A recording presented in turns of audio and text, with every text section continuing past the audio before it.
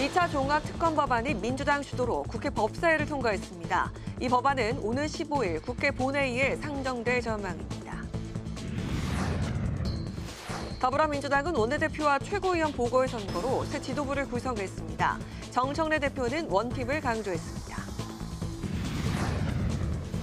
국민의힘이 당명 개정 절차에 공식 착수합니다. 다음 달 안에 당명 개정을 마무리 짓겠다는 방침입니다.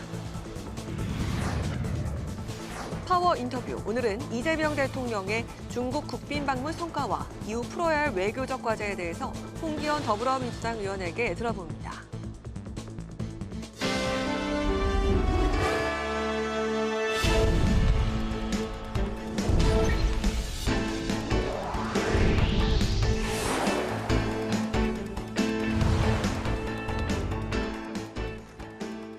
여러분 안녕하십니까? 1월 12일 월요일 국회 라이브 6 시작하겠습니다.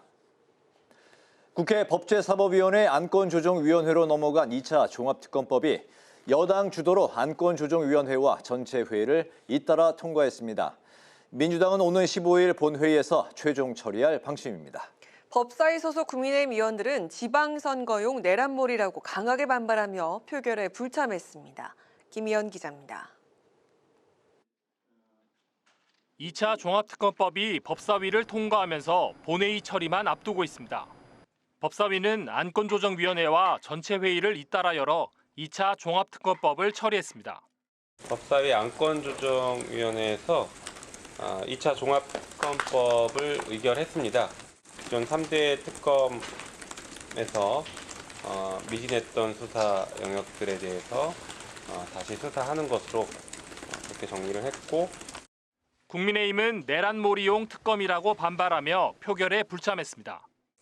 1차 했던 3대 특검에서 6개월 동안 충분한 수사를 했음에도 불구하고 6개월 동안 그 수사 결과에 만족하지 못하고 6개월을 더 연장해서 지방선거까지 이 내란몰이로 지방선거를 치르겠다 하는 특검이기 때문에 그 취지 자체에 찬성할 수가 없는 상황입니다. 민주당은 2차 종합특검법을 오는 15일 본회의에서 최종 처리할 방침입니다. 지금 나타난 문제점들을 종합적으로 다시 특검을 통해서 명명백백히 밝혀내야 확실한 그 내란 종식이라는 생각이 들고요. 그것에 대해서는 단호히 처리하겠다는 입장입니다. 국민의힘은 일방적인 2차 종합특검법 처리 방침을 철회하라며 필리버스터를 검토 중입니다.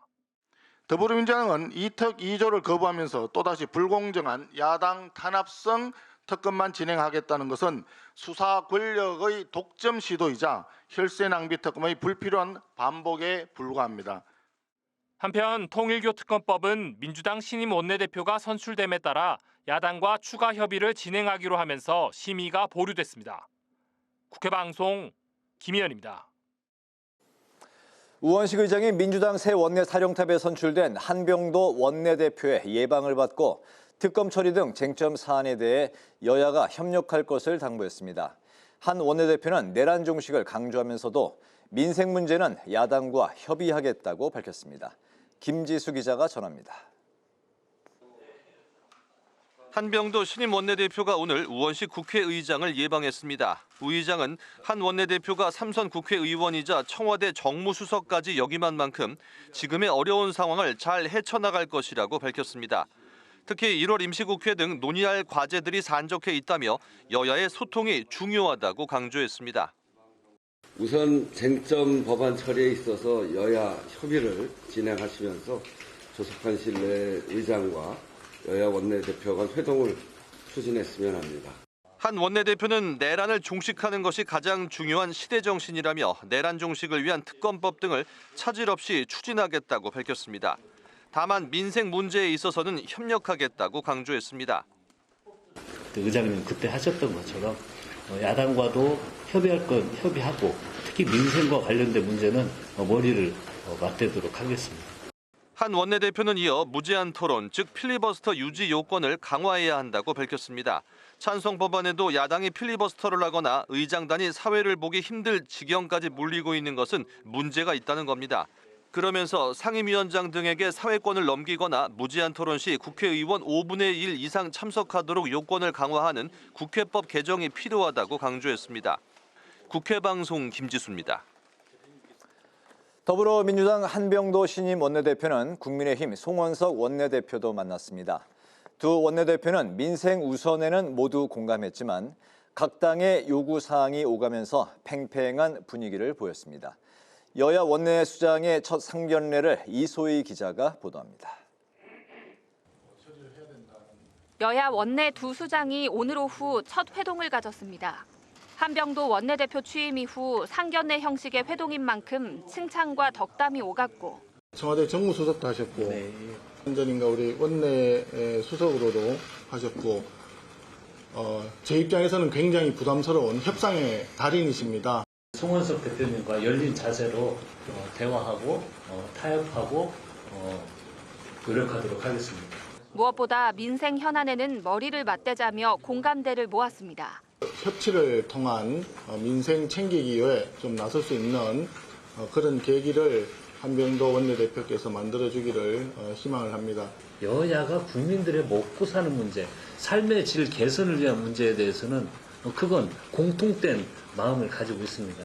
다만 최근 특검 등을 두고 대치가 심화된 만큼 여야의 팽팽한 입장 차이도 여실히 드러났습니다.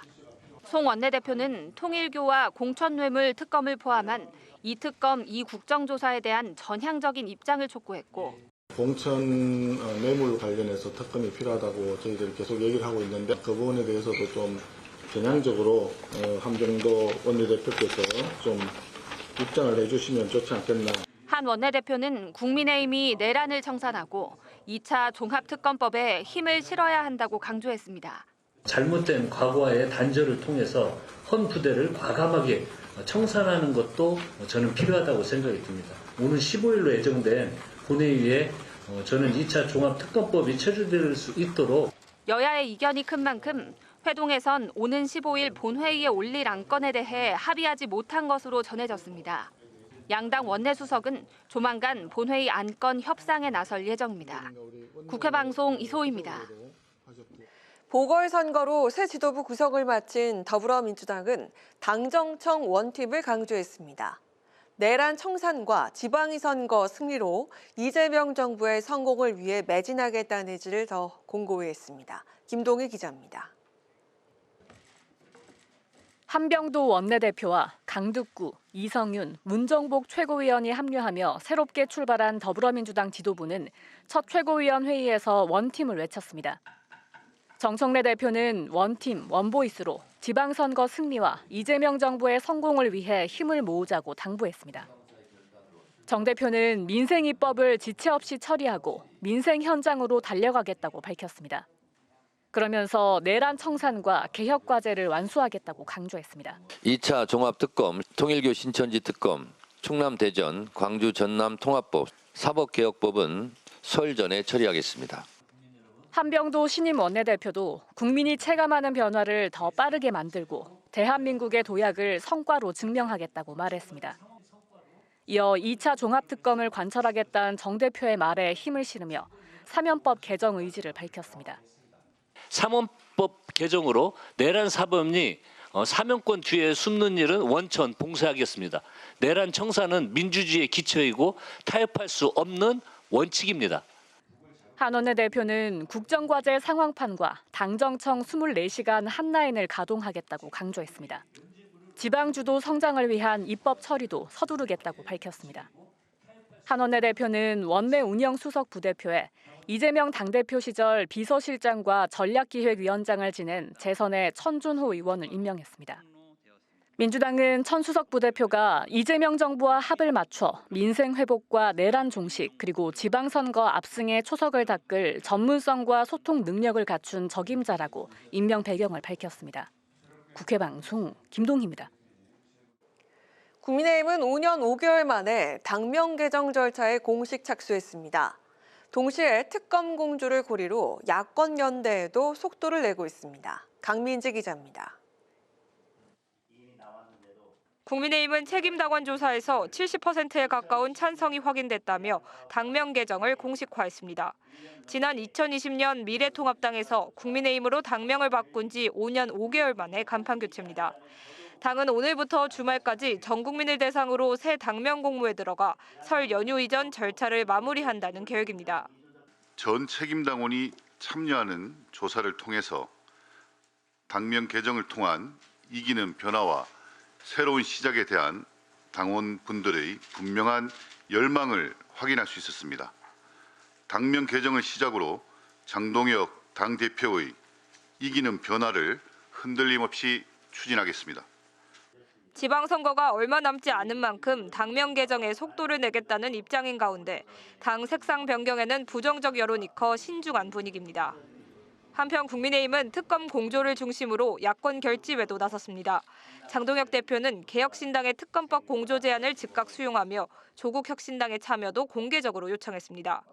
특히 민주당 공천뇌물 의혹과 관련해 권력 눈치만 살피는 경찰의 수사는 신뢰할 수 없다며 살아있는 권력을 수사하기 위해선 특검이 불가피하다고 주장했습니다.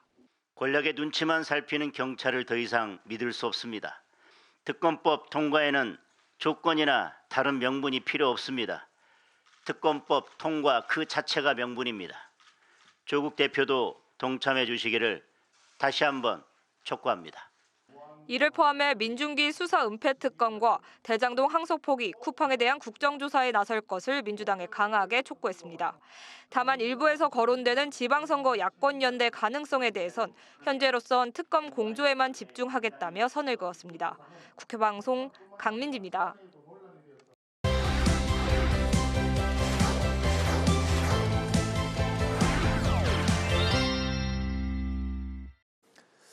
네, 오늘 이슈픽 서원한 개건 기자와 함께 보궐선거를 통해 새롭게 구성된 민주당 지도부 이야기부터 나눠보겠습니다. 서 기자 어서 오십시오. 네, 안녕하십니까. 네, 지난 주말에 치러졌던 민주당 지도부 보궐선거에서 신임 최고위원 3명 중에 2명이 이른바 친정청래계로 이제 분류가 되는 그런 인사들로 채워졌습니다. 정청래 대표가 당 장악력이 한층 더 공고해졌다. 그렇기 때문에 이제 그런 평가가 나오고 있네요. 네, 그렇습니다. 말씀하신 것처럼 이번 최고위원 보궐선거에서 이 친정청래계로 분류되는 이성윤 또 문정복 의원이 당선이 되면서 정청래 대표 이 지도부 내에서 확실하게 우군을 확보하게 되었습니다. 기존 지도부와 더불어서 이번에 수혈된 인사까지 합치면 전체 9명의 최고위원 중에 과반인 5명이 이 친정청래계로 분류돼서 정 대표가 이 당 장악력을 유지하게 된 셈인데요. 이는 이 김병기 전 원내대표 사퇴 이후 흔들릴 수 있었던 정청래 대표의 리더십에 대해서 당원들이 다시 한번 힘을 실어준 것이다라는 풀이가 나옵니다. 특히 이 권리당원 투표에서요. 이성윤 의원이 1위를 차지한 것을 놓고 이 정 대표의 강성 노선에 대한 열성 지지층의 전폭적인 지지가 재확인됐다. 이런 분석도 함께 나옵니다. 이제 정 대표는 이 지명직 최고위원 인선은 물론 향후 이 지방선거 공천 룰 세팅과 1인 1표제 등 당 운영 전반에서 본인의 색채를 더욱 강하게 드러낼 것으로 보입니다. 이 결과적으로 이번 보궐선거 정청래 대표가 당내 비주류의 도전을 잠재우고 대안 부재론을 입증하며 친정청래 체제를 완성한 그런 분수령이 되었다라는 평가가 나옵니다. 그렇군요. 그런데 최고위원 경선 전체 1위가 친명계 강덕구 의원이 이제 차지했고 또 새 원내대표 역시 개파색이였다고 평가를 받고 있는 친명계 한병도 의원이 이제 선출이 되면서 명청 간의 미묘한 균형을 이뤘다. 이런 이제 또 평가도 나오고 있는데 8월 전당대회가 김민석 국무총리 그리고 정청래 대표 간의 대결이 될 거다. 벌써부터 이런 이야기들이 나오고 있어요. 네, 앞서 말씀드린 것처럼 이 3자리 중에 2자리는 이 친정청래의 차지였지만 남은 한 자리는 친명계가 차지했고 바로 1등을 기록을 했습니다. 네. 이 중앙위원 투표에서 압도적인 지지를 받고 1위를 차지한 이 강득구 의원인데요. 이 김민석 국무총리의 측근이라는 평가를 받는 강 의원, 이 통합투표율 1위로 이 최고위원에 당당히 입성하게 그렇게 됐습니다. 정청래 대표의 독주를 견제하려는 이 당내 심리가 역시 투영됐다라는 평가가 공존하는 그런 이유입니다. 네. 또 원내 사령탑에는 개파색이 옅고 또 합리적 친명계로 분류되는 삼선의 한병도 의원이 선출이 되면서 당 지도부와 원내 지도부 간에 이 건강한 긴장 관계를 형성하게 됐는데요. 이러한 구도 결국 8월 전당대회 때 이재명 대통령의 적통이 누구냐 이 자리를 놓고 벌어질 당권 투쟁의 예고편이 될 전망이다라는 평가가 나옵니다.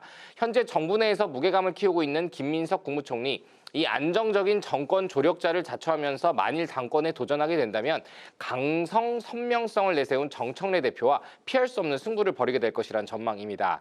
김 총리는 중도 확장성과 국정 경험을 무기로 삼을 것이고 정 대표는 강력한 당원의 팬덤과 당 장악력을 바탕으로 수성에 나설 것이다라는 전망이 나오고 있습니다. 네, 여당 상황을 살펴보고 이제 야당으로 눈을 좀 돌려보면 개혁신당 이준석 대표가 99만 원만 있으면 누구나 지방선거에 치를 수 있게 하겠다. 이렇게 이제 인재 영입을 위한 파격적인 공천 개혁안을 내놨는데 과연 기존에 수천만 원이 들었던 그 선거판을 이렇게 파격적으로 깨트릴 수 있는 혁신안이 가능할까? 그런 이야기도 나오죠.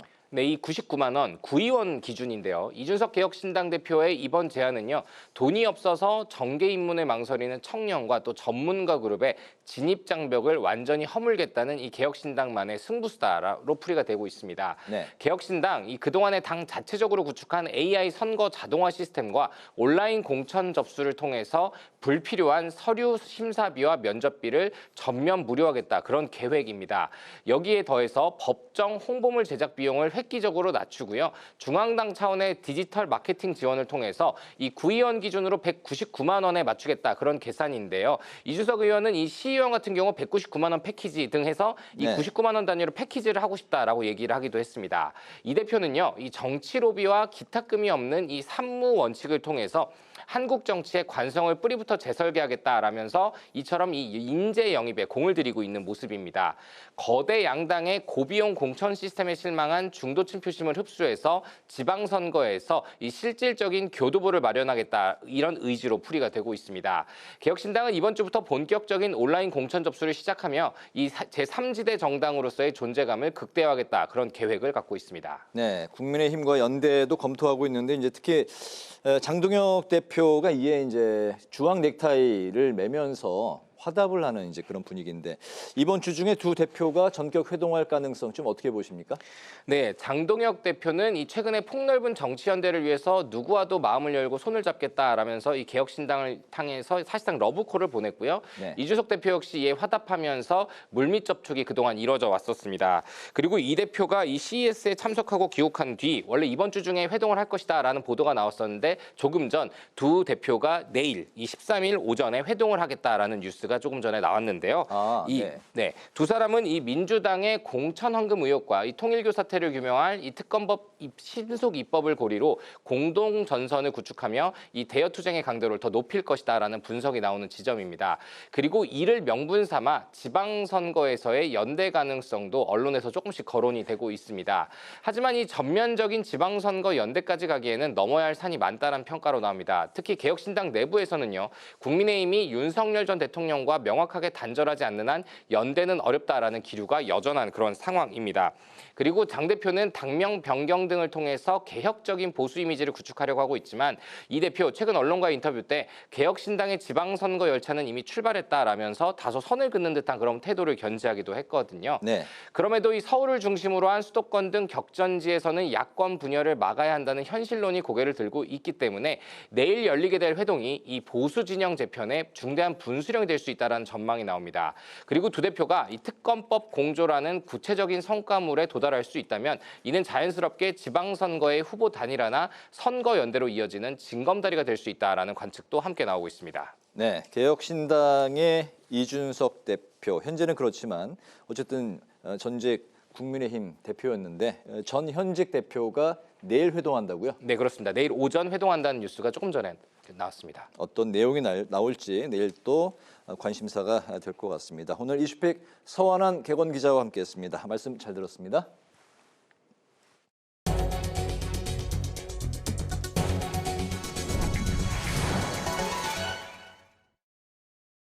더불어민주당 정청래 대표가 1인 1표제를 즉시 재추진하겠다고 밝혔습니다.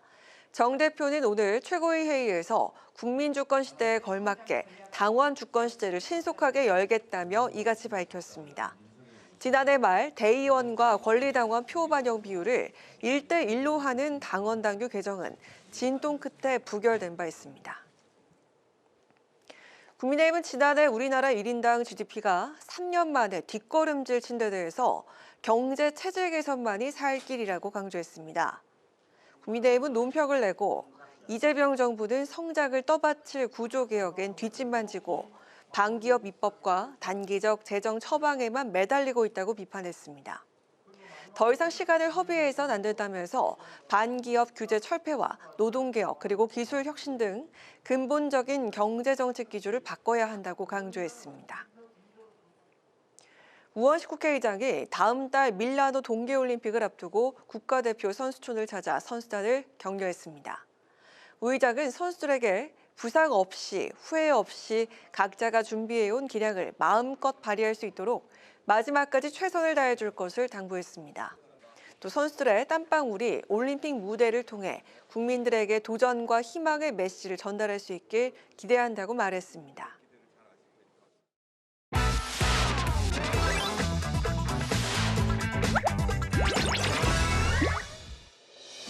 (1월 12일) 강아랑이 전해주는 정치권의 뜨거운 말말말 강아랑의 정치랑입니다.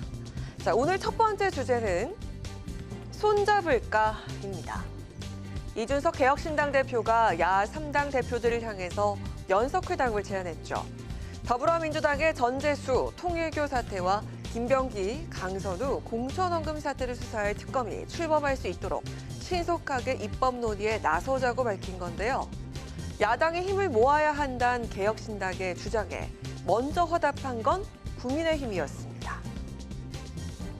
저는 어제 야 3당이 특검법 입법을 위해 힘을 모으자는 이준석 대표의 제안을 조건 없이 수용했습니다. 특검법 통과에는 조건이나 다른 명분이 필요 없습니다. 특검법 통과 그 자체가 명분입니다. 조국 대표도 동참해 주시기를 다시 한번 촉구합니다. 야 3당 연석회의에 조건 없이 수용하겠다고 밝힌 국민의힘과는 달리 조국 혁신당은 통일교 특검으로 수사 범위를 좁히거나 공천원금 사태를 민주당에만 국한하려는 시도를 해선 안 된다며 연석회담 제안을 거절한 상황입니다. 특히 국민의힘이 수사 대상에 포함되지 않는 것처럼 언급해선 안 된다며 강조했습니다. 이런 조국 혁신당을 향해 이준석 개혁신당 대표는 끝까지 설득하겠다는 뜻을 내비쳤습니다. 진정성 있게 계속 조국 대표에게 요청을 할 계획입니다. 누구와든 앉는 것을 두려워하면 안 됩니다. 앉아서 무슨 얘기를 하느냐가 문제인 거고요. 조국 대표가 지금까지 하신 말씀대로라면은 조금 더 전향적으로 나올 수 있지 않나. 이처럼 조국 혁신당의 합류를 촉구하는 개혁신당, 국민의힘과는 달리 민주당에선 조국 혁신당이 함께하지 않을 거라면서 못 박았습니다. 그러면서 두 당의 공동 대응 움직임엔 은근한 견제 목소리를 냈습니다. 그러니까 존재감을 좀 드러내려고 하는 것 같고 또 올해 있을 지방선거에서 국민과의 연대, 국민의힘과의 연대에 대한 빌드업을 좀 하려고 하는 것 같고요. 연대를 할 가능성이 있다고 보시나요? 0%죠. 조국 혁신당하고 그 나머지 두 당이 전혀 결이 다르잖아요. 전혀 턱도 없는 얘기인데 이준석 대표가 모르진 않을 거예요. 그냥 던져보는 거죠. 민주당의 공천원금 사태를 놓고 특검법 신속 입법 논의에 공감대를 이루고 있는 국민의힘과 개혁신당이 야 3당의 공조를 이뤄낼 수 있을지 조국 혁신당의 결정에 눈길이 쏠리고 있습니다. 자, 이어서 오늘 두 번째 주제는 보완 수사권 향방은입니다. 오늘 10월부터 닻을 올리게 될 중대범죄수사청과 공소청의 구체적인 윤곽이 드러났습니다. 조직 구성 그리고 권한 범위 등이 담긴 입법안이 발표된 건데요. 세부 내용을 살펴보면요. 중수청은 행정안전부 산하에, 공소청은 법무부 산하에 설치되게 됩니다. 중수청은 기존에 검찰이 담당하던 중대범죄수사 기능을, 공소청은 경찰과 중수청이 수사한 사건의 기소 여부를 결정하고 재판에서의 공소 유지를 맡게 될 것으로 보입니다. 특히 중수청법엔 변호사 자격을 갖춘 수사사법관이란 새로운 직제가 신설될 예정입니다.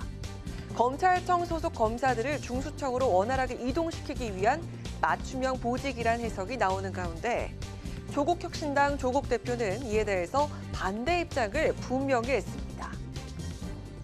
공수석은 중수청에 법률가인 수사사법관을 둬야 한다고 했습니다. 이들 수사관 직급은 현재의 검사와 동급으로 할 것을 주장했습니다. 결국 검사가 수사사법관으로 명찰만 바꿔다는 것입니다. 최대 쟁점이었던 검찰 보안 수사권 존치 결정도 유보됐죠. 법조계와 정치권에서 찬반 경론이 계속됐던 주제인 만큼 향후 형사소송법 개정을 통해서 자세히 들여다보자는 건데요. 범여권에선 검찰개혁의 핵심이 수사기소 분리와 검찰의 수사권 완전 박탈이었던 만큼 검찰의 보안 수사권을 처음부터 폐지해야 한다고 강조하고 있습니다. 공소청 검사에게 보안 수사권을 주어서는 안 된다. 보안 수사권을 비롯한 어떠한 수사권도 주어서는 수사기소 분리 원칙에 반한다. 두 번째, 중수청을 제2의 검찰청으로 만드는 이원화된 조직으로 만들어서는 안 된다. 검찰은 개혁의 대상이지 협치나 협의의 대상이 아니라는 점 또한 분명하게 인식하고 개혁안 마련에 임해야 할 것입니다. 법무부에선 수사의 완결성을 높여야 한다는 취지를 밝히면서 보안 수사권이 유지돼야 한다는 입장을 밝힌 바가 있습니다. 정부와 여당이 보안 수사권 존폐를 두고 의견이 나뉘고 있는 만큼 이 보안 수사권 논란은 형사소송법 손질을 통해서 매듭지어질 것으로 보이는데요. 지난 2022년 이른바 검수완박 법안을 마련하는 과정에서도 한 차례 진통을 겪은 바가 있죠. 추가 논의에서도 난항이 예상되고 있습니다. 지금까지 강하락의 정치랑이었습니다.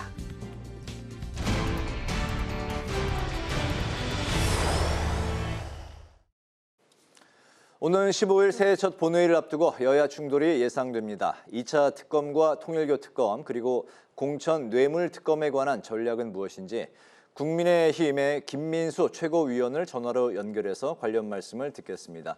위원님 안녕하십니까? 안녕하세요. 네, 안녕하세요. 김민수입니다. 네, 반갑습니다. 민주당은 15일 본회의에서 2차 특검을 처리한다는 방침을 세웠고요. 또 통일교 특검은 협상의 여지를 남겼습니다. 15일 본회의에 2차 특검법이 상정이 된다면 또다시 필리버스터 대결이 재개되는지 오는 목요일인데 어떻게 예상하고 계십니까? 네, 일단은 오늘 민주당이 2차 특검을 법사위 안건조정위원회에서 170일 기간으로 일방 통과시킨 것으로 알고 있습니다. 그리고 통일교 특검에 대해서는 1차적으로 보류를 시킨 것으로 알고 있는데 지금 본 사안 자체는 방금 질문 주셨던 필리버스터가 핵심이 아니라는 말씀을 좀 드리고 싶습니다. 네. 지금 문제 자체는 이재명 정권과 민주당이 특검 제도를 완벽하게 악용하고 있다는 좀 말씀을 드리고 싶은데 지금 기존의 특검이 60일, 90일 한도에 있던 것을 1, 2, 3차에 지금 연장을 할 수 있게끔 법을 개정하면서 지금 벌써 170일이 넘는 기간 동안에 전직 대통령과 영부인을 영어의 몸으로 지금 가둬두면서 망신주기, 마녀 사냥식 수사, 회유 강압에 의한 짜집기 수사 등을 하고 있는 것이 아닌지를 먼저 의심을 해봐야 한다라는 말씀을 좀 드리고 싶고요. 이러한 부분들에 대해서는 양평 고 정희철 위원장이 스스로 목숨을 끊은 것만으로도 특검이 지금 그동안 얼마나 정치적으로 강압 수사를 해왔는지 이런 것들을 방증하는 것이라고 봅니다. 그리고 지금 170일 기간 동안에 특별한 어떠한 결과물을 내놓지 못하고 있다라고 하면 이것은 지금 특검이 반성을 해야 되는 것이고 그 특검으로 계속해서 밀어붙일 일이 아닌데 이재명 정권과 지금 민주당은 이 특검을 명확하게 정치적으로 활용하고 있다라는 것을 좀 강조해서 말씀을 드리고 싶습니다. 그리고 지금 이 170일 동안 무려 지금 혈세 205억 원을 썼습니다. 205억 원을 써서 지금 특별한 결과를 못 냈으면 반성이 먼저 있어야 되는데 지금 이게 실제 2차 특검법이라는 것이 법원 행정처에서도 이야기했지만 사실상은 3대 특검에 대한 재연장으로 보아야 하는 것인데 이것은 결국은 지금 3차 이 3대 특검을 재연장함으로 인해서 지방선거까지 결국에는 정치적으로 특검을 끌고 가겠다라고 하는 것이다. 그렇기 때문에 이 부분은 지금 민주당이 굉장히 규탄받아야 될 부분이라는 말씀을 좀 드리고 싶습니다. 네. 그리고 두 번째로 필리버스터는 국민의힘은 필리버스터를 위한 필리버스터를 한 적이 없다라는 말씀도 드립니다. 지금 민주당이나 이재명 정권에 대한 무도함을 막아내기 위한 최소한의 지금 할 수 있는 저항을 하고 있는 것인데 저는 이게 민주당과 이재명 정권이 반드시 이번 특검이 얼마나 지금 악용되고 있는지를 다시 한번 돌아보지 않는다라고 하면 국민들께서도 이 부분에 대해서 결국은 큰 지탄을 하게 될 것이라고 판단하고 있습니다. 네. 네, 그리고 그 야권의 공동대응 이것도 주목받고 있는데 장동혁 대표와 이준석 대표가 내일 회동을 가질 예정이라고 합니다. 통일교 특검과 공천뇌물 특검의 연대가 과연 지방선거 연대로 이어질지 그 가능성 어떻게 보십니까? 일단은 지금 저희들이 이야기하고 있는 것이 그 가치에 대한 연대가 아니다라는 말씀을 좀 드리고 싶어요. 네, 그러니까 뭐 가치에 대한 연대를 이야기하고 있는 것이 아니라 지금 민주당 그리고 이재명 정권 민주당의 비리 문제라든지 공천 뇌물 문제 그리고 통일교 문제 등에 대해서 야당으로서 당연히 여당을 견제해야 되는 야당으로서의 이 정치적인 연대를 이야기하고 있는 것이고 민주당과 맞서기 위한 연대를 이야기하고 있는 것이지 선거를 염두에 둔 가치적 연대를 이야기하지 않고 있다라는 말씀을 먼저 좀 드리고 싶습니다. 그리고 이번 지방선거 같은 경우는 국민의힘 입장에서는 국민으로부터 신뢰도 회복해야 되는 것이고 그리고 또 민주당의 폭주를 막아낼 수 있는 내부가 단단한 전당으로서 일어서는 거라고 생각하는데요. 이러한 부분들을 고려한다라고 하면 지방선거에 대한 연대를 생각하는 것은 좀 무리가 있다라고 생각합니다. 아직까지. 네. 네. 국민의힘이 전당원 의견 수렴을 거쳐서 당명 개정에 착수했습니다. 이제 당의 간판을 바꾸는 게 기정사실이 된 것 같은데요. 새 당명에 담겨야 할 당의 가치와 방향 무엇이라고 생각하십니까? 일단은 이게 뭐 당명 변경에 대해서도 좀 뭐 찬성하는 분들도 있고 반대하는 분들도 있고 그런데 실제로 저는 이번 당명 변경이 단순하게 당의 간판을 바꾸는 문제는 아니라고 생각합니다. 방금 우리 앵커께서 말씀하셨다시피 당명에 담겨야 할 우리의 가치를 지켜가겠다는 의지를 다지는 작업이라고 봐야 될 것 같고요. 또 우리의 가치를 세우는 국민과의 약속의 시작점이라고 좀 이렇게 봐야 될 것 같습니다. 중요한 것은 지금 당 내부에서도 우리 국민의힘이 보수의 가치들을 많이 잃어버렸다. 그리고 지금 이 국민을 위한 정치를 해야 된다는 이 원칙도 많이 잊어버렸다라는 자성의 목소리들이 많이 나오고 있는데 이번 당명 작업에서 보수의 가치를 담을 수 있고 국민을 위한 정치라는 원칙을 담을 수 있는 이러한 대원칙을 담을 수 있는 당명으로 좀 변경을 함으로 인해서 우리가 좀 우리 당이 미래로 나아가는 발판을 만드는 좀 시작점이 되기를 바란다라는 말씀을 좀 드리고 싶고 그런 의지를 다지고 있다라는 말씀도 좀 드리고 싶습니다. 그래서 여기에 아까도 뭐 말씀하셨지만은 보수의 가치라고 하는 것들이 우리가 모두가 알고 있는 자유라든지 그리고 튼튼한 국방이라든지 그리고 경제에서 기업의 자유의 보장이라든지 그리고 한미동맹의 강화라든지 여러 부분들이 있는데 지금 현재 국민의힘이라는 이름은 이 당명이 정해질 때에 당원들로부터 어떠한 의견 수렴 과정이 없었고 또 당 내부에서도 의견 수렴 과정이 없었기 때문에 굉장히 논란이 많았던 이름이거든요. 그리고 또 이게 영문으로 한다라고 하면 피플 파워 파티 그러니까 이게 좀 사회주의적 정당의 정체성을 띠고 있는 이름이라고 해서 애초부터 좀 논란이 많았던 것인데 당명에서조차도 우리가 지켜야 될 가치가 담겨 있지 않다 보니 이러한 것들이 우리의 정당의 정체성들을 계속 흐리고 있는 것이 아닌가라는 반성에서부터 시작되었다라고 보시면은 좋을 것 같고요. 저희들이 당명으로 인해서 과거를 그냥 버리고 가겠다 하는 것이 아니라 이 당명을 시작으로 되돌아볼 것은 되돌아보고 앞으로 나아가야 될 것들에는 더 박차를 가하는 계기로 삼고자 한다라는 말씀도 좀 드리겠습니다. 네, 알겠습니다. 오늘 말씀 여기까지 듣겠습니다. 고맙습니다. 네, 감사합니다. 김민수 국민의힘 최고위원과 이야기 나눠봤습니다.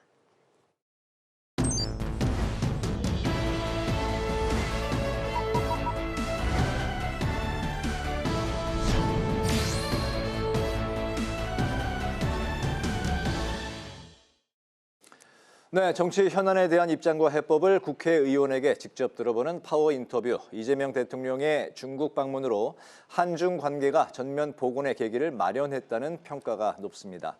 한중 정상회담의 성과와 과제는 무엇인지 전국 현안과 함께 살펴보도록 하겠습니다. 더불어민주당의 외교통이신 홍기원 의원을 모셨습니다. 홍 의원님 안녕하십니까? 안녕하세요. 반갑습니다. 네, 새해 복 많이 받으십시오. 네, 새해 복 많이 받으십시오. 네, 바로 이제 쟁점 사안부터 이제 살펴보도록 하겠습니다. 여야 쟁점 사안인데 여당은 일단 2차 특검법은 오는 15일 목요일 이제 처리할 방침을 세웠고 통일교 특검은 일단 야당과 협상을 해본다 이런 여지를 남겨둔 상황입니다. 반면에 이제 국민의힘은 공천 뇌물 특검법으로 맞불을 놓은 그런 상황이고 또 야권 연대 내일 오전에 이제 장동혁 대표와 이준석 대표가 오전에 회동 소식이 또 전해졌네요. 새해 첫 충돌이 될 특검 대결, 홍 의원님 좀 전반적으로 어떤 점을 짚고 싶으실까요? 예, 일단 우리 당 입장에서는 그 2차 특검법 그것은 오늘 법사위에서 통과가 됐고 15일 날 본회의 때 통과시키겠다는 방침인데요. 1차 특검이 수사를 잘 해서 여러 가지 성과를 내긴 했지만 아직도 미진한 부분들이 많다는 것이 중론입니다. 워낙 범죄 혐의가 많기 때문에 이 부분들을 세세하게 파헤치기 위해서는 2차 특검이 꼭 필요하다. 예를 들면 김건희 공천 개입 문제라든지 양평 고속도로 문제라든지 노상원 수천 문제라든지 등등 이런 이슈들이 많이 남아있기 때문에 꼭 필요하다 그런 입장이고요. 통일교 특검법의 경우에는 오늘 새로 이제 임기를 시작한 한병더 원내대표께서 이 문제에 대해서는 야당과 좀 더 협의하겠다 그러한 입장을 밝혔거든요. 저 개인적으로는 이 통일교 특검법의 경우에 특정 종교와 정치권 간의 유착 문제지 않습니까? 이걸 파헤치라는 것이 국민의 뜻인데 통일교뿐만 아니라 신천지도 같은 문제가 제기됐었기 때문에 함께 해야 된다 이런 생각을 갖고 있고요. 그다음에 그 당내 공천 헌금 문제의 경우 아주 우리 당이 국민들께 섰고 대제해야 될 큰 문제라고 생각하는데 그렇게 해서 명명백백하게 사실관계를 밝혀서 국민께 규명을 해야 된다 그런 입장을 갖고 있습니다. 당에서는 현재 경찰 수사가 잘 이루어지고 있기 때문에 그걸 지켜보는 것이 우선이라는 입장이고요. 저 개인적으로는 만약에 경찰 수사가 국민의 의혹을 완전히 해소하기에 문제가 있다면은 뭐 특검까지도 할 수 있다고 생각합니다. 네, 어제 민주당의 새 지도부 진용이 꾸려지게 됐습니다. 개혁입법 추진과 지방선거 공천 등 아주 막중한 책임을 안게 됐는데요. 이렇게 새롭게 선출된 지도부에 대한 당내 반응과 분위기 어떤지 궁금합니다. 예, 일단 새로 선출된 한병도 신임 원내대표에 대해서는 그분이 당내 여러 의원들과 두루두루 관계가 좋고 청와대나 또 정청래 대표하고도 대화가 잘 통하는 그런 의원으로 잘 알려져 있습니다. 그런 면에서 당정청 간 소통이 좀 더 원활해질 거다 하는 그러한 기대가 있고요. 또 이제 강덕구 또 이성윤 그리고 문정복 의원 세 분이 이제 새로운 지도부로 최고위원이 됐는데 이제 우리 지도부가 다 완전체가 됐지 않습니까? 비록 임기는 4, 5개월의 아주 짧은 기간이지만 해야 될 과제는 산적한 것으로 그렇게 알고 있습니다. 첫째로는 우리 당내 문제 빨리 정리해야 되고요. 두 번째로는 아까 말씀드린 특검법들 설 명절 전에 처리를 해서 정치적인 좀 그런 부담을 덜어야 되고 설 명절 이후에는 지금 아주 어려운 민생 경제 회복을 위해서 필요한 조치들 신속하게 또 해나가야 된다고 생각을 합니다. 이를 통해서 이번 6월 3일 지방선거에 우리가 승리를 해야 이재명 정부가 우리 국민을 위해 또 국가를 위해 제대로 일할 수 있는 그런 진영을 갖추지 않겠느냐 하는 기대를 갖고 있습니다. 네, 알겠습니다. 외교 이야기를 좀 넘어가 보면 최근에 이재명 대통령이 중국을 방문해서 중국의 서열 1, 2, 3위를 모두 만났습니다. 특히 이제 시진핑 주석과 만나면서 여러 가지 이제 방중 외교 성과도 나오기도 했고 이것을 뒷받침하는 앞으로 이제 역할이 민주당을 포함해서 여러 가지 이제 또 국민이 주문하고 있는 그런 포인트인데요. 샤오미 셀카가 또 이제 많은 화제를 모았습니다. 한국에 왔을 때 이제 시진핑 주석이 이재명 대통령에게 이제 줬던 그 선물인데 전체적으로 이번 방중 어떤 장면을 가장 인상적으로 보셨습니까? 예, 먼저 이번 정상회담은 2개월 만에 이루어진 한중 정상회담 아니겠습니까? 네. 2달 사이에 한 번은 시진핑 주석이 한국을 국빈 방문했고 이번에는 우리 대통령께서 중국을 국빈 방문했는데 이렇게 2달 만에 한중 정상회담이 이루어진 것도 굉장히 이례적인데 전반적으로 지난 윤석열 정권에서 좀 어려워졌던 한중 관계가 전면적으로 복원이 됐다 그렇게 평가할 수 있겠고요. 예. 특히 샤오미 셀카가 많은 논란이 되고 있는데 특히 국내 일부에서는 네. 왜 중국 휴대폰으로 찍은 걸 대단한 일이냐 홍보하냐 이런 비판이 있는 걸로 저도 알고 있지만 네네. 사실 이게 지금 6억 뷰를 이뤘다고 알려져 있거든요. 네. 샤오미 셀카는 이재명 대통령께서 중국 국민들에게 한중 관계에 대한 우호적인 모습을 보여주기 위한 그런 제스처로 저는 생각하고 있고 예. 6억 뷰를 이뤘다는 것은 그만큼 큰 성공을 거뒀다. 한중 관계 개선에 굉장히 큰 역할을 한 공공 외교의 아주 모범적인 사례다. 저는 그렇게 보고 있습니다. 네네. 그리고 그 한중 문화 교류 문제가 그동안 계속 이슈가 되어 왔었는데 이번에 중국 측에서 시진핑 주석이 좀 긍정적인 얘기를 하지 않았습니까? 네. 예, 그런 면에서 상당히 앞으로 좀 우리 문화 콘텐츠가 중국 내에서 좀 더 활발하게 활동하는 데 큰 도움이 될 거라고 생각합니다. 보통 이제 핸드폰을 선물하면 신형을 선물하는데 이제 시진핑 주석이 구형을 선물했던 이유가 국내 전자 회사의 콘텐츠가 들어가 있던 그 제품이었기 때문에 그런 또 깊은 선물했다는. 뜻까지 있었군요. 그래서 그걸 다시 들고 갔다 뭐 그런 예. 이야기가 전해졌습니다. 아무튼 이번에 잘한 일이라고 생각합니다. 네네. 시진핑 주석이 최근에 이제 언급한 걸 두고 해석이 분분한데 의원님 생각도 좀 들어보겠습니다. 역사의 올바른 편에 서야 한다. 이 말의 뜻과 최근에 이제 방중 직전에 여러 가지 외교적인 큰 이슈들이 터졌습니다. 미국이 베네수엘라를 공습을 했고 미중 갈등, 중일 대립이 있는 상황인데 그렇기 때문에 우리나라가 어떻게 좀 그 중립지대에서 실용 외교 공간을 어떻게 열어가야 되는지 굉장히 좀 이게 쉽지 않으면서도 꼭 그렇게 가야 하는 그런 방향인 것 같습니다. 두 가지 사안에 대해서 의원님 생각 좀 들어볼까요? 예, 이번에 시진핑 주석이 이재명 대통령께 역사의 올바른 편에 서야 한다 이런 얘기를 했다고 해서 국내 일각에서는 중국이 우리를 일방적으로 압박한 거 아니냐 뭐 이런 얘기도 나오는 것 같은데요. 네. 사실 시진핑 주석의 이 표현은 여러 국제 회의나 또 외교연설, 또 신년사에서도 했던 표현입니다. 한마디로 시진핑 주석이 국제 무대에서 국내적으로 여러 번 했던 얘기인데 네. 그 의미는 제가 생각할 때는 역시 미국을 겨냥한 측면이 좀 있는 것 같아요. 미국이 지금 트럼프 2기 행정부 들어서 네. 소위 국제적인 보편적 가치와 어긋나는 듯한 그런 행태들을 많이 보여왔지 않습니까? 아마 그걸 빗대서 그렇게 얘기한 것 같은데 네. 우리 입장에서 보자면은 그건 일반적으로 할 수 있는 얘기인 것이고요. 우리 입장에서는 이재명 정부의 외교 기조가 국익 중심 실용 외교 아니겠습니까?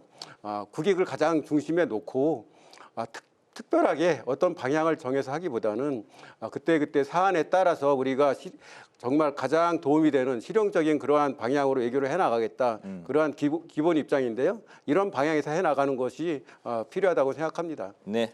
네, 한중 정상회담에서는 민감한 현황들도 언급이 됐습니다. 서해구조물과 한한령 같은 것들이었는데요.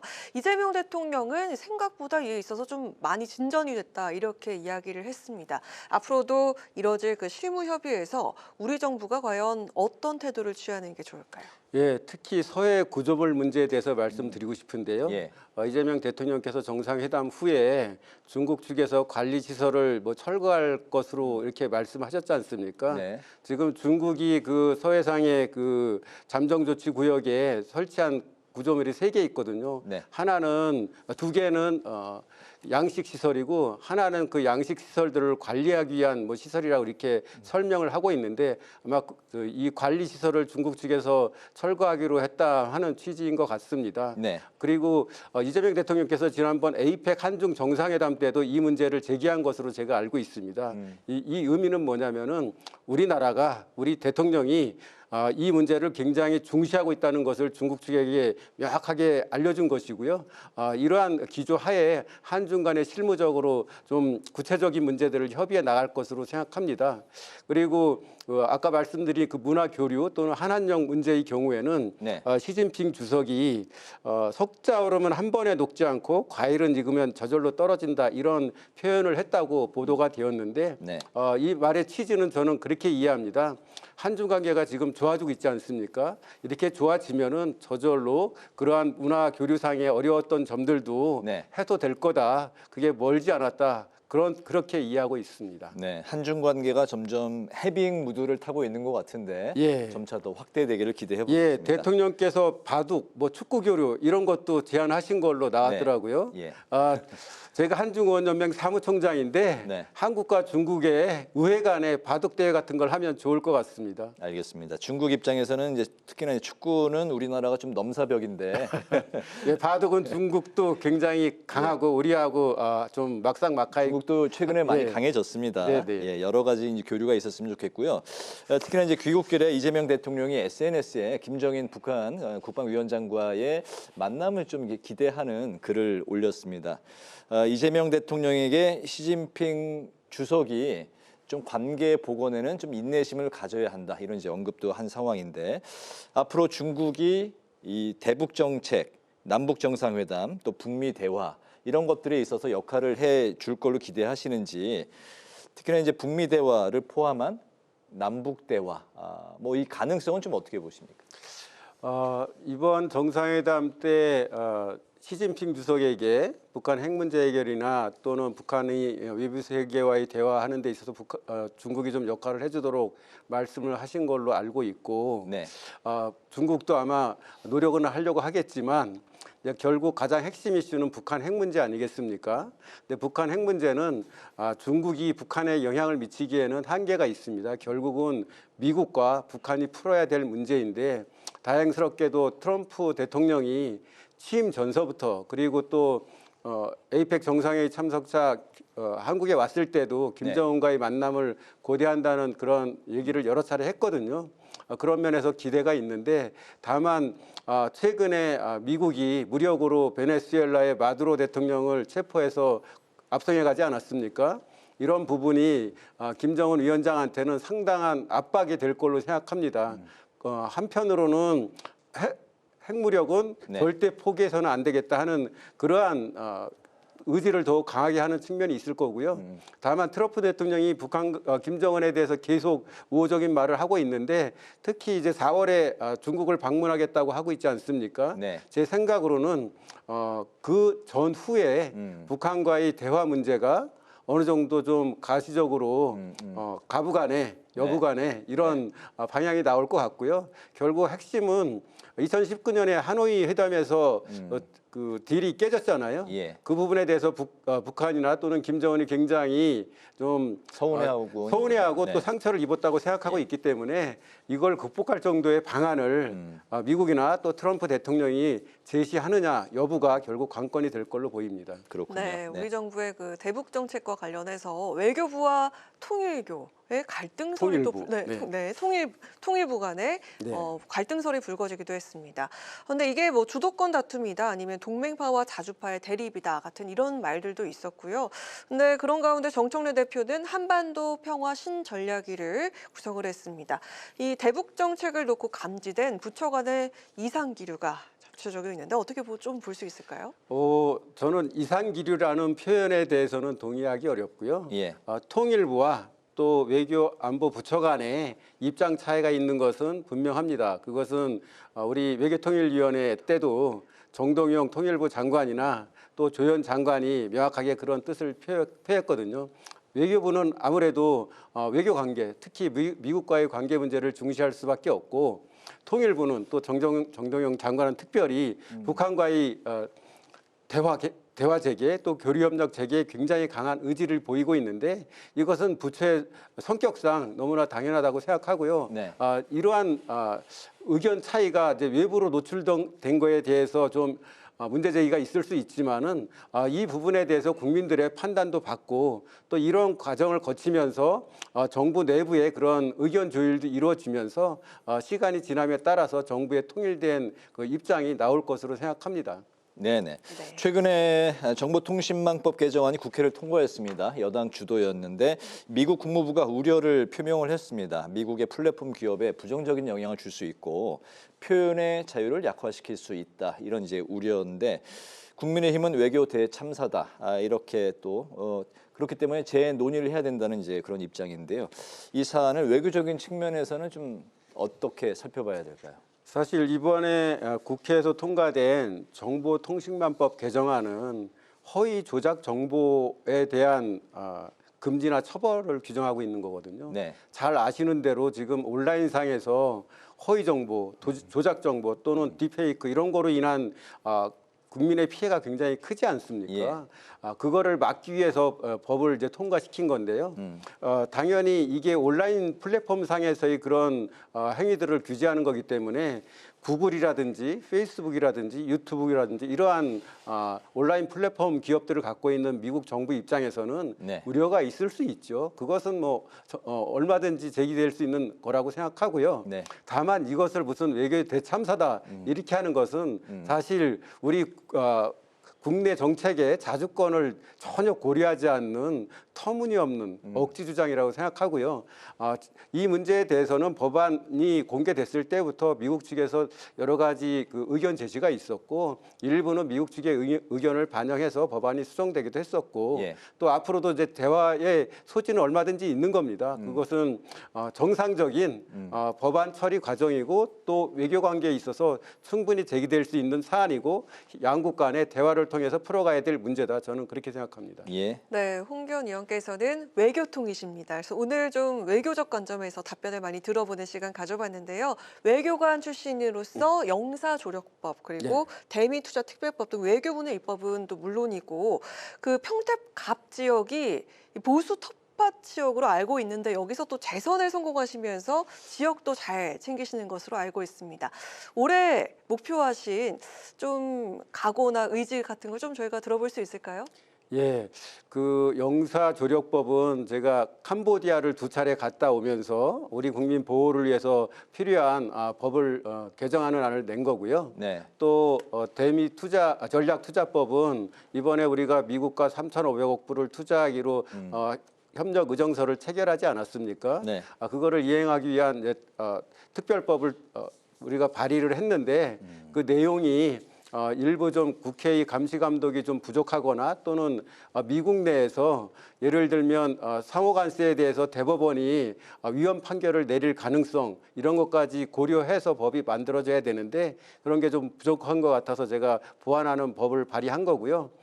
지역 관련해서는 사실 굉장히 현안이 많습니다. 작년에는 내란, 계엄 또 이걸 극복하고 또 대선 치르고 하면서 그쪽 문제에 많이 집중할 수밖에 없었는데 올해에는 가장 중요한 게 이제 평택지원특별법이라고 있습니다. 평택을 위해서 만든 특별법인데 그게 올해 말에 지금 일몰되도록 돼 있거든요.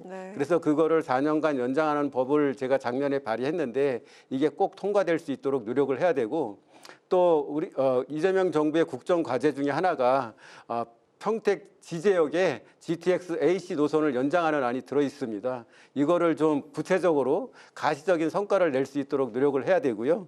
또 카이스트 평택 캠퍼스를 설립하기 위해서 지금 양쪽 간에 일이 진행되고 있습니다. 지금 설계 작업 중에 있는데 이것도 빠른 시간 내에 캠퍼스가 개강할 수 있도록 노력해야 되고 하는 현안들이 있습니다. 이런 현안들이 구체적인 성과를 거둘 수 있도록 또 노력하려고 합니다. 알겠습니다. 오늘 이제 파워 인터뷰 마칠 시간이 됐는데요. 굉장히 좀 밀도 높고 스피디하게 진행이 됐습니다. 오늘은 한중 정상회담 성과와 앞으로 우리의 주변 국가를 둘러싼 외교적인 과제 그리고 전국 현안까지 두루 살펴봤습니다. 더불어민주당의 홍기원 의원을 모시고 말씀을 들었습니다. 오늘 말씀 잘 들었습니다. 고맙습니다. 네, 감사합니다. 오늘 국회 라이브 6 여기까지입니다. 시청해주신 여러분 고맙습니다.